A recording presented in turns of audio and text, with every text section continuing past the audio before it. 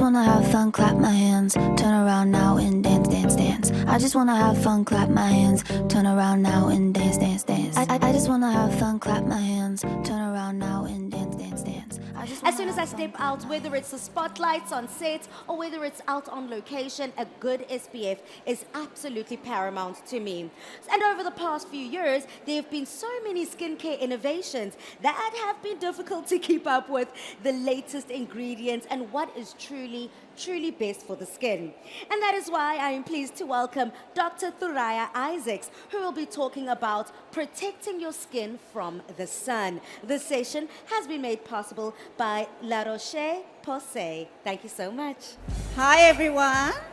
So we're going to be talking how to protect your skin from the sun. So who here uses sunscreens? Good. Okay, so let's talk a little bit of UV science. So the spectrum of sunlight consists of UV rays, visible light, and infrared rays. Now, the shorter the wavelength, the more energetic these rays are, and the deeper they penetrate into the skin. So UV light is actually causes more damage than both visible light and infrared light. So there are two types of UV you need to remember, UVA and UVB. 5% of the UV rays are made of UVA, and only 5% make up UVB. Now, while UVB causes sunburns and is highest intensity in summer between 10 and 2 p.m., UVA is actually present all year round, including in winter, and it's present throughout the day. It also manages to penetrate through glass and through clouds. So, you need to wear your sunscreen all year round. It also penetrates deep into the dermis, and if you remember, your skin has two layers, your epidermis and your dermis. And in your dermis, there are collagen fibers and elastin. So your UVA rays actually penetrate into the dermis and is the biggest cause of what we call photoaging. So if you want to prevent aging, you want to use a sunscreen with UVA. Now, I like to remember this as the ABCs of UV light. And the way to remember it is that UVB causes sunburns, so the B for burns, and UVA causes aging, okay? It also causes pigmentation and allergies to the sun, and both of these can cause skin cancer, so both UVA and UVB. So let's ask a little question here to win a prize.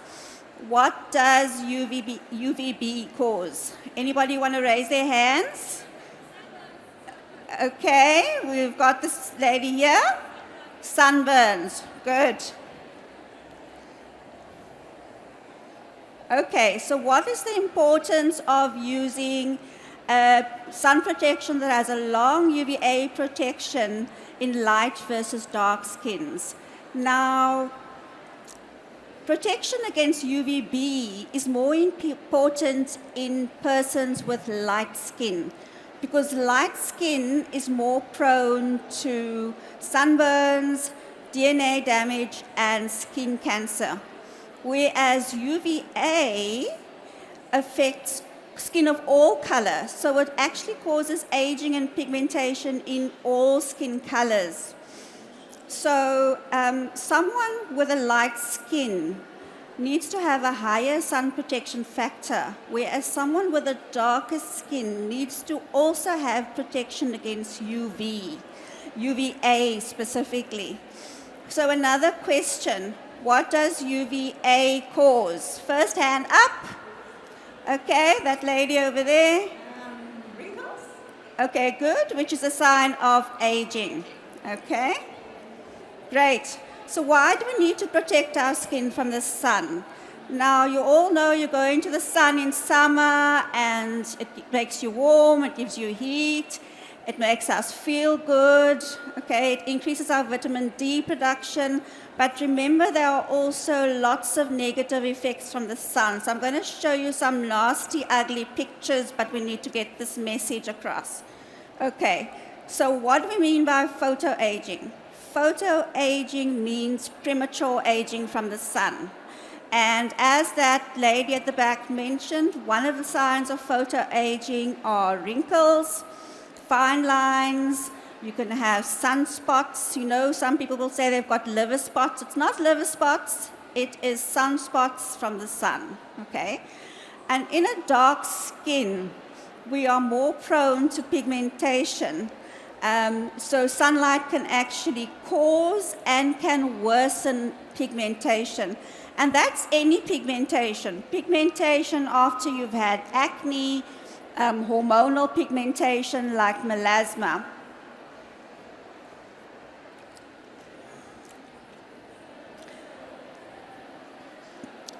Now this is skin cancer, okay? So we know the sun can cause skin cancer. And there are three main types: basal cell carcinoma, squamous cell carcinoma, and melanoma. And I'm sorry, these are ugly pictures, but you need to know what skin cancer is, okay? And skin cancer has been on the rise internationally for the last decade. So what about our skin cancer statistics in South Africa? Now, there's a national cancer registry that monitors skin cancer in South Africa. And what they've shown, or what they've found, is that skin cancer occurs predominantly in light skin, but it does also occur in dark skin, but at a much lower rate. And what it also shows is that skin cancer has been on the rise for the last decade. So what about skin cancer in skin of color? So while we know in light skins there's a strong evidence base that the sun causes skin cancer, in darker skins the evidence is not that clear. We do know we can get skin cancer, but the evidence is much stronger for the type of skin cancer that we call basal cell carcinoma, okay? Whereas the other two types of skin cancers, the risk factors aren't that well known. So what does that mean for us with dark skin? Should we wear sunscreen every day? Anyone? Okay, the answer is yes, okay? Why is the answer yes? The answer is because you can still get skin cancer even though the rates are very low, okay? But the more important fact, and we're here at the Clicks Beauty Playground today, is that UVA is the main cause of aging and pigmentation, okay? So as dermatologists, we actually recommend that all skin types should use sunscreens daily. Right, so how do we protect our skin from the sun? Remember that sunscreen is only one part of the answer, okay?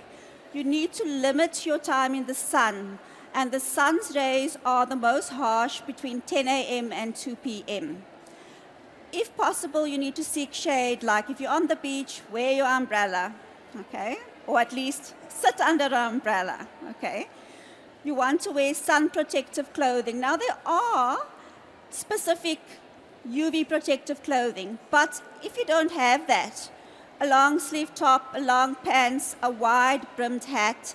And studies have actually shown that you need a brim of at least 6 centimeters to protect you from the sun. So we don't mean a peak hat, because a peak hat is only going to protect the front part of your face. You actually want the wide brim that protects you all round. And don't forget you need to protect your eyes as well. And then obviously you need a broad spectrum sunscreen of a sun protection factor of at least 30. So let's just talk a little bit about the sunscreen label. How do you understand what it means on your sunscreen? So what does a SPF mean? A SPF stands for sun protection factor, and it only refers to your protection against UVB, which is the light that causes skin cancers. It does not protect you against aging, okay? So you actually want to look for also the term broad spectrum, which means you will get sufficient coverage for both UVB and UVA. Now, what do we recommend is the ideal SPF. So in general, dermatologists recommend an SPF of at least 30. Now, I'm on the Sun Protection Task Force for South Africa, and we're actually writing guidelines for the public at the moment. And we are actually recommending a sun protection factor of 50. And the reason for this is, as you know, we all do it. We don't put on enough. We might put on our sunscreen, but we just don't put on the correct amount, okay? So a SPF would then, of 50 would then compensate for this. Do you want to ask a question? Is the correct amount? Okay, I'm going to get there. Okay.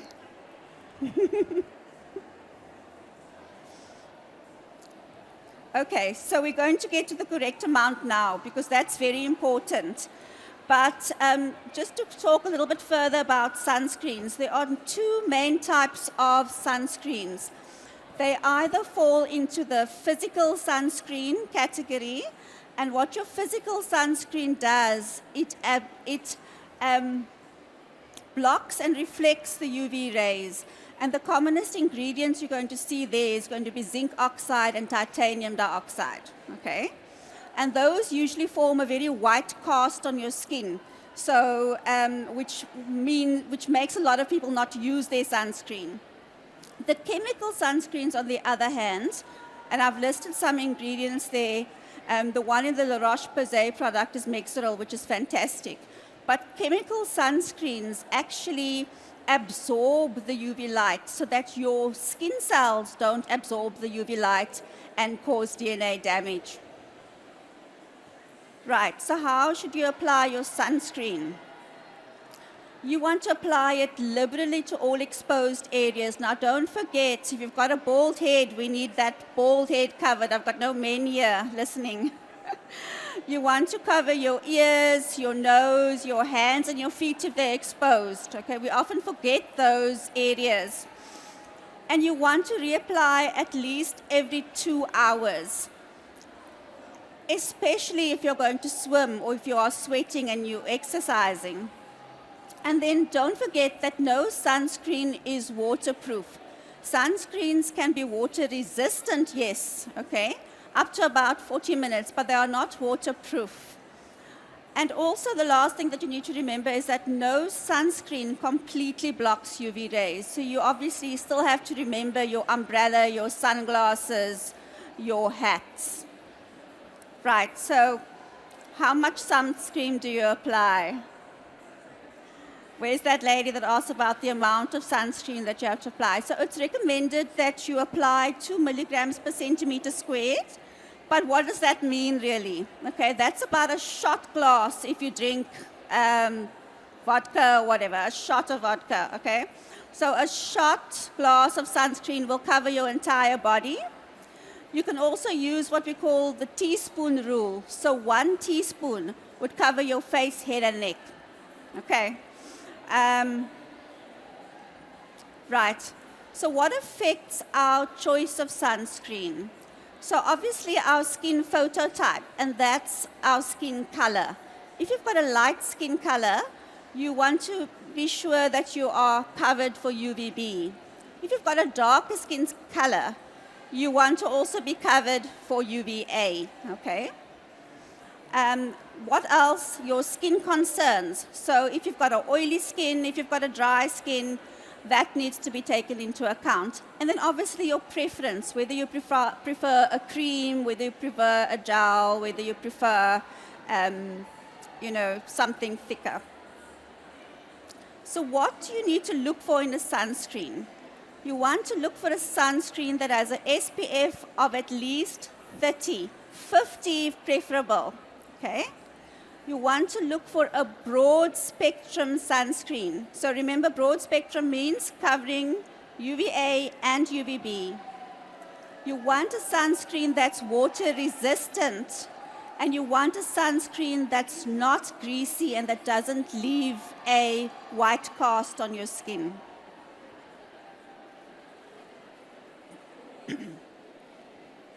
So that takes us to the La Roche Posay product called Anthelios UV Immune, the invisible fluid. And that meets all the criteria that we need in a sunscreen. It's got an SPF of 50. It has a very high UVA coverage. And it's water resistant. So it's water resistant, it's sweat resistant, and it is ultra invisible. So they've done a study in South Africans, especially of dark skin, and 92% of patients actually found that the sunscreen was invisible on their skin. Okay, so let's summarize. Who needs to wear sunscreen? Everyone, okay? What do we need? We need an SPF of, can someone raise their hands? There you go. At least 30, okay? Where's Monica? Is there one left? So at least 30.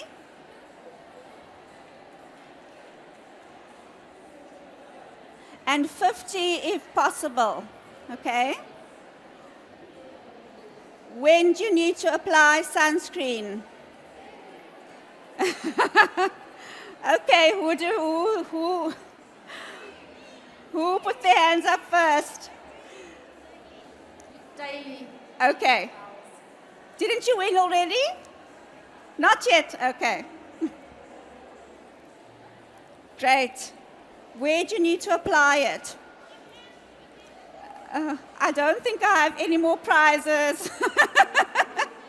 But answer it. Where do you need to apply it? On all exposed areas, okay? And don't forget the sites that we often forget, the nose, the ears, okay? And why do we need to use sunscreen?